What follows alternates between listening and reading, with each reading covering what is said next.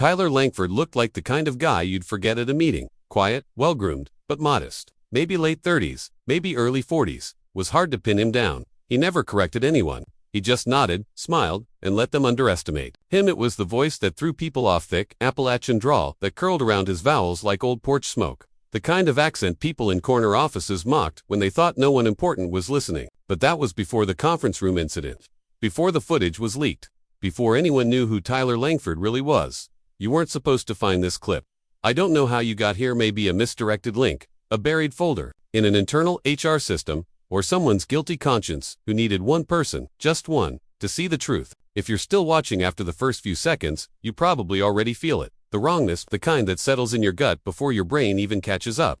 The kind that makes your skin feel too tight over your bones. Because this isn't just a boardroom mishap. This is something else. Something darker. The footage starts normal enough. April 11th, 9:36 a.m. Shot from the ceiling cam.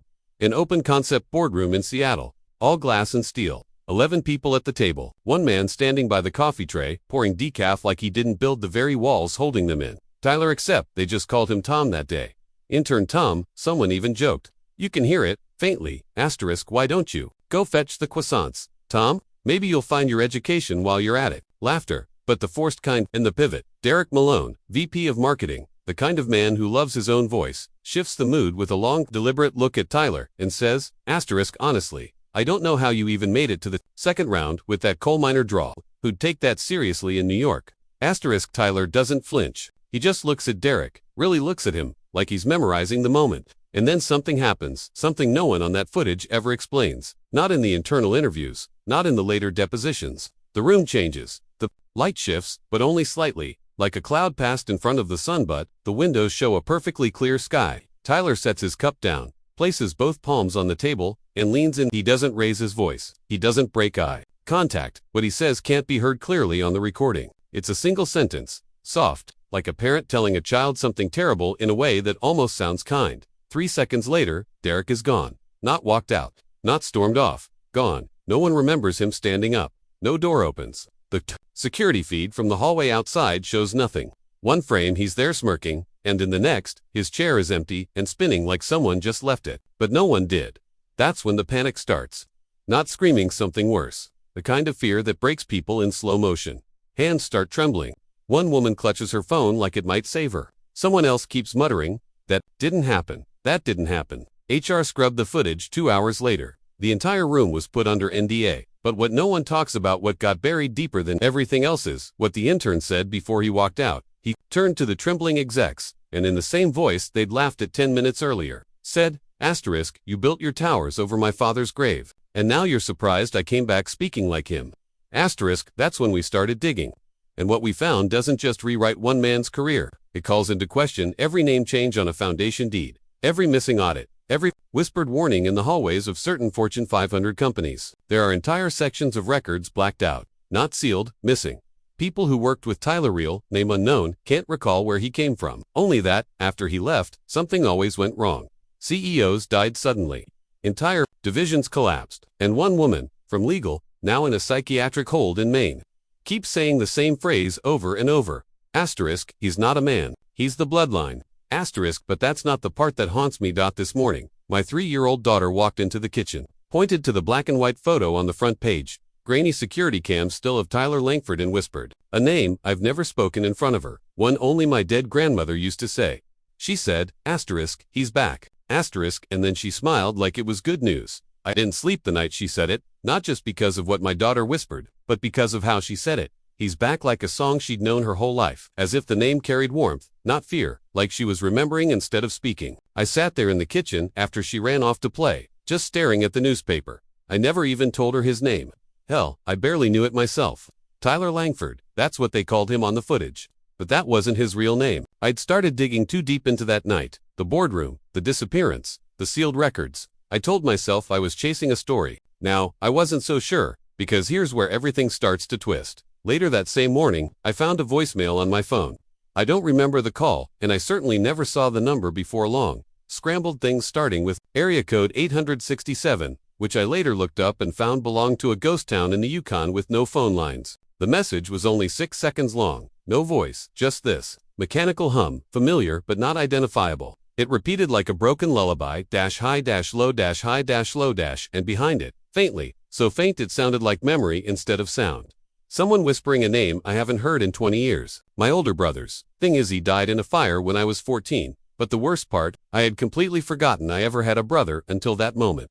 I went back through old boxers, photos, even my mother's Facebook. Nothing, no trace, no baby book, no certificates, not even a single image. But the second I heard that whisper, it unlocked something.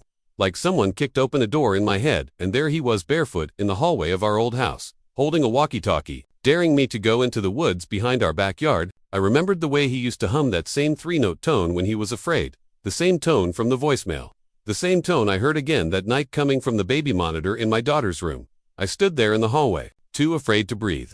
The monitor crackled once, then played it.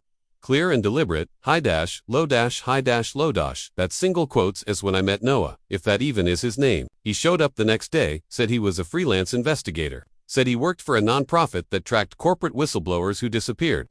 He didn't show a badge, just a laminated card with a logo I'd never seen, a tree with its roots upside down, shaped like a nervous system. He claimed he'd seen the Tyler Langford footage long before it leaked, claimed he knew where the missing exec, Derek Malone, had gone.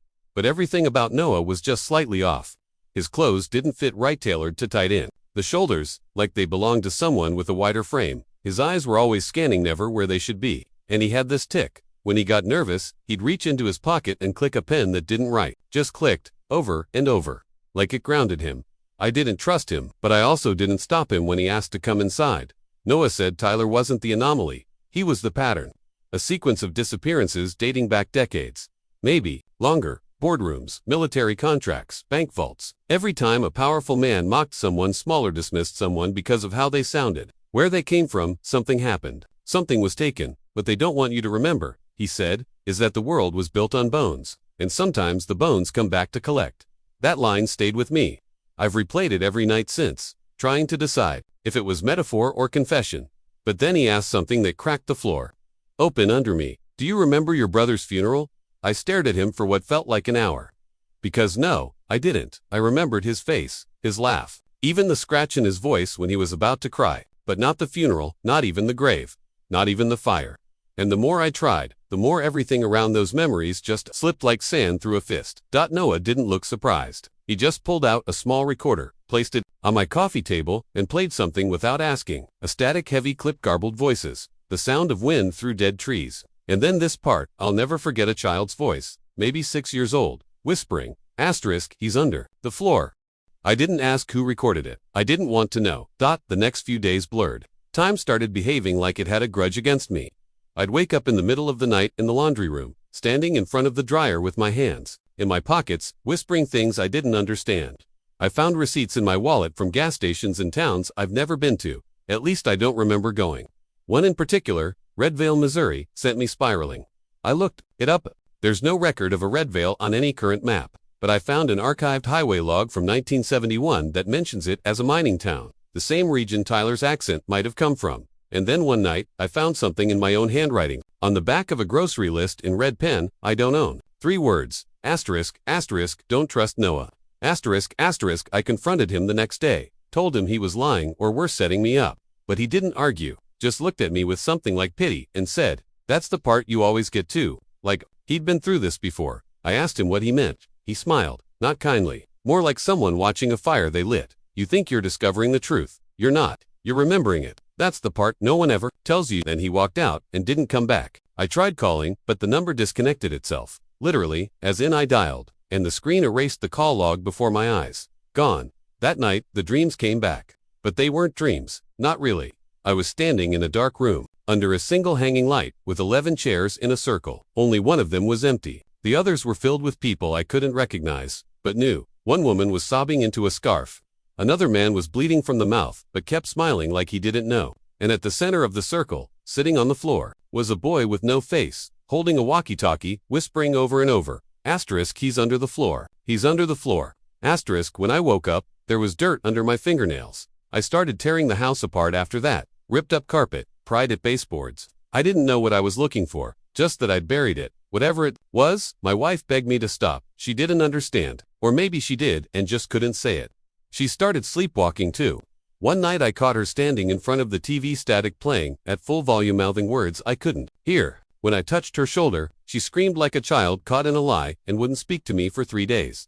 I'm writing this now because I don't know how long I have before I forget again. Because here's the twist. I didn't see coming. Maybe you're not watching this because you found it. Maybe you're watching it because you already knew it. Maybe you've been here before. Maybe this story isn't mine. Maybe I'm just the voice you gave it this time. A vessel, a placeholder, until the truth gets too close again and everything resets. But listen closely. Play this back. At exactly 2 minutes and 47 seconds, you'll hear something layered under my voice. A sound no software can remove. A whisper, soft and slow. Asterisk, he's not a man. He's the bloodline. Asterisk, and if you hear that, you're part of it now. So the only question that matters is asterisk, what did you forget? Asterisk, and what happens? When you remember, I thought I had it. For 3 days, everything aligned like puzzle pieces falling into place. After weeks of chaos, I traced the name Tyler Langford back to a small-town obituary from 1989. The image was faded, but the eyes matched. Same cheekbones. Same slight smirk that always seemed to hold back something cruel or kind depending on how you looked at it. The man in the photo had died in a mining collapse in Kentucky, only he hadn't. The article claimed he left behind a wife, a newborn, and a lawsuit that was mysteriously settled off the record. But buried in the public comments of an archived forum, I found something that snapped everything into focus.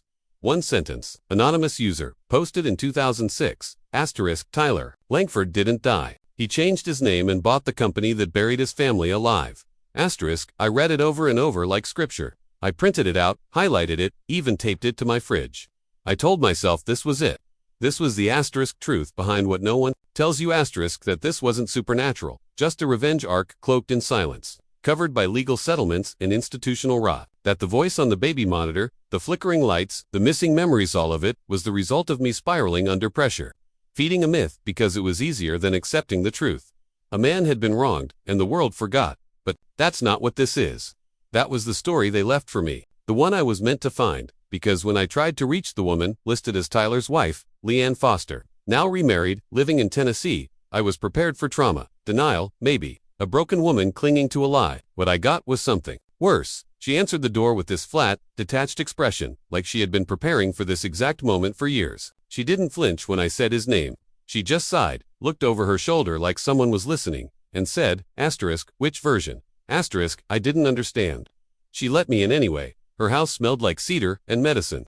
She moved slow, like her bones remembered something her mouth refused to say. She made tea she didn't drink and sat across from me like we were performing a script. I showed her the obituary, the forum post, even a copy of the leaked footage. And when I asked her if that man was her husband, she didn't even look. She just said, asterisk, he used to wake up talking in languages no one taught him. My boy too. And then one day, they both just stopped.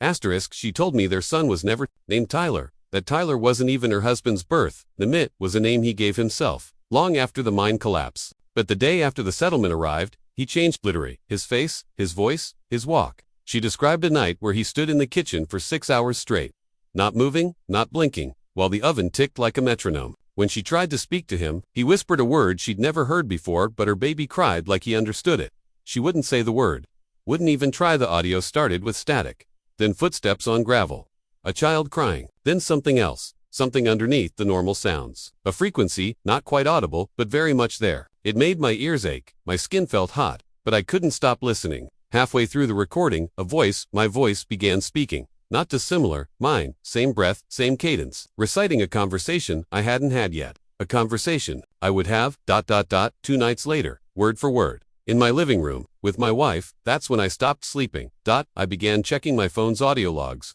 my smart speaker history, my cloud backups. Files I didn't recognize had started appearing in hidden folders. Clips of myself walking through rooms I didn't remember entering. Audio of me whispering names in my daughter's room while she slept. A folder titled Memory Glitch appeared on my desktop, but I didn't make it. Inside were scans of journal entries I've never written, each one ending the same way. Asterisk, he's not behind you, he's underneath. Asterisk, I threw the hard drive into the fire. It didn't burn. I started remembering things that never happened but felt like they did. Standing in a classroom with desks shaped like caskets, being pulled underwater by hands that didn't belong to be ODs. Waking up in a hospital where the walls were lined with framed photographs of people I knew were dead but smiled like they were proud of me. These weren't dreams. They came in flashes, like film reels with missing frames, stitched to my real memories. I couldn't tell what was true anymore. What was planted? What was given? That's when I found the tape in my daughter's backpack. Then she opened a drawer and handed me a tape recorder. Analog, dusty, a single cassette inside. Labeled only, asterisk, asterisk, don't play this back. Asterisk, asterisk, I played it the second I got home.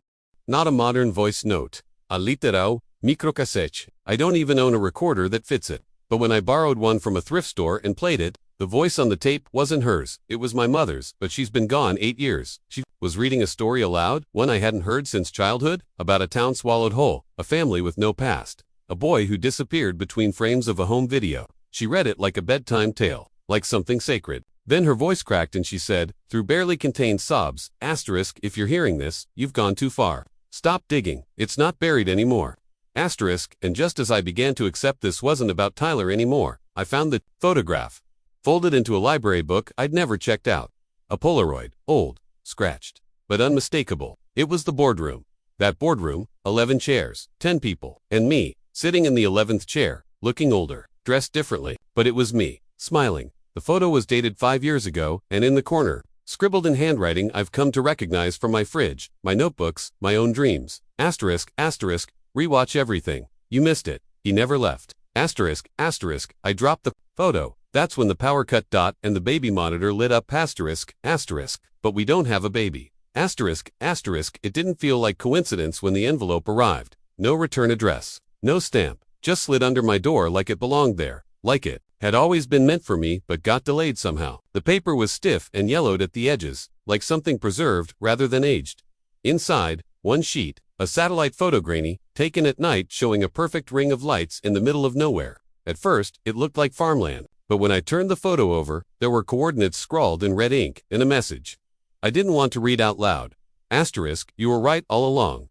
Watch for the mark. Asterisk, I didn't recognize the handwriting, but the back of my neck prickled like I should have. That night, the dreams became synchronized. I don't know how else to describe it. My wife gasped awake at 3:11 a.m., eyes wild, reaching for a light that wasn't there. She kept saying the same phrase over and over like it had been implanted. Asterisk, it was the same room. They were all watching. She couldn't explain what she meant, but I knew, because I'd seen it too. 11 chairs, a ring of light on the floor, the static humming in time with a heartbeat that wasn't mine, and the sense, more than a thought, deeper than a feeling, that we were not alone. The next morning, I received the second message, this time, in my own handwriting, taped to my windshield. Asterisk, asterisk, others are awake now. Asterisk, asterisk, I started looking, not at people, but at the spaces between them, their glances, their hesitations. In the grocery store, I noticed a man pretending to shop but never putting anything in his cart. He was just moving through the aisles, scanning every single person. In the cafe, a woman stared at the security camera monitor behind the counter like she was waiting for a face she recognized. And then, there were the symbols. Circles with no openings. Upside-down trees etched into foggy windows. A small piece of cloth nailed to a bus stop pole with a sigil that looked like a fingerprint but looped into a spiral. Infinite and wrong. They were everywhere once I saw them tucked in corners. Barely there but unmistakable. Like breadcrumbs for the people who weren't supposed to be awake but somehow were. That night, I posted one of the symbols on a private forum, an old conspiracy site I used to read in college before I stopped believing in things. My post was simple. Asterisk, does this mean anything to anyone else? Asterisk, I didn't expect an answer, but I got 79 within an hour, all from accounts that had never posted before, most with blank profiles. But each reply contained a variation of the same phrase, written in different ways. Asterisk, asterisk, we remember, but we're not allowed to say when. Asterisk, asterisk 1. User sent me a private message. Username, foldedmap23. They didn't introduce themselves. No greeting. Just a single video attachment titled, Footage, May 4, 2005. The file was poor quality, timestamped, and appeared to be taken from a VHS camcorder. It showed a child's birthday party in a park. Nothing strange at first. Cake, balloons, kids laughing. Then at the 3-minute mark, the camera panned to a tree line and froze. Standing just beyond the shade were 3 figures, not adults, not children, no features, no movement, just silhouettes, shaped like people wearing the wrong skin. The camera didn't move again for the remaining 5 minutes. At the very end, a voice behind the camera whispered something I played back dozens of times to understand. It wasn't the parent. It wasn't anyone at the party. It was calm, mechanical, and it said, asterisk, asterisk, we've always been watching. You're only just seeing it. Asterisk, asterisk, my ears rang for an hour after the next day. I visited the coordinates on the photo. Middle of nowhere. Flat land, grass too, even to be natural. No signs of fencing, no markers. But when I stepped into the center of the ring the lights had once made, my phone shut off, the compass spun, and for a moment, I felt someone behind me, breathing the same air, but still to be alive. When I turned, no one was there, but someone had written on my back window in the dust. Asterisk, not the first time. Asterisk, that night, I tried recording myself in my sleep. Not out of paranoia but to prove something to myself. I left the camera rolling. 8 hours, when I checked the footage in the morning, everything looked normal. Until 2:47 a.m., then the screen, glitched, pixels rearranged. Audio lagged. And in one single frame I was sitting up, eyes wide open, smiling, but it wasn't me, not the me I am now. This version had scars on his face, his arms were too long, and worst of all, the room behind him wasn't my room, it was that same circle of chairs, lit from above. At that moment, I understood something no one had ever said aloud. Asterisk, identity is not permanent. Memory is not ownership. Asterisk, they don't want you to know this, but you're not the only version of yourself. You're just the one allowed to surface. And then came the third perspective. Not mine, not Noah's, not my wife's. A voice that entered through the static, through forgotten emails and corrupted audio logs. A narrator, but not to the story, to me. Speaking with such quiet familiarity, I almost answered aloud. It said, asterisk, you always come back to this. Every time, you ask the same questions, follow the same leads, and then run when it gets too close. But this time, something's different. You've drawn others. That wasn't supposed to happen. They're listening now, they've seen too much. Asterisk, and that's when I realized, this isn't my story anymore, it's yours. The things I've shown you, the footage, the recordings, the dreams, they're not warnings. They're a map, folded over and over again until the creases disappeared, hiding the path in plain sight. You've seen the symbols. You've felt the echoes, that twitch when you pass a mirror and something doesn't follow quite right. The déjà vu that repeats in different rooms with different faces. The moments you remember something that never happened but carry the emotion. Anyway, those aren't glitches, they're real. And it's spreading. There are others like me, like you, waking up in waves, leaving messages in forms they barely understand. Graffiti that disappears the next day. Dreams that bleed into traffic noise. Smiles from strangers who look much like your father but don't blink, right? The watchers have noticed. Not the ones in suits or satellites, but the ones underneath. The ones who have always been watching. They don't fear exposure, they fear recognition. Because once enough of us remember, they don't get to rewrite the loop. Not again. You'll start to see the signs. In headlines that contradict themselves, in photos where one person changes every time you look, in voices on voicemail that were never left. And if you listen closely when everything else goes quiet, you'll hear the whisper again. Same phrase, same pattern. Asterisk, he never left. Asterisk, and then, just as you start to piece it together, just as you lean forward in your chair thinking maybe this is it, maybe now we know the truth, you'll notice something small, something wrong. That photo I found, the one of me, in the boardroom, smiling from 5 years ago, it wasn't dated 2019, it was dated 2026. Asterisk, next year. And if I haven't taken that photo yet, then who's been telling the story? And what did you miss when you blinked?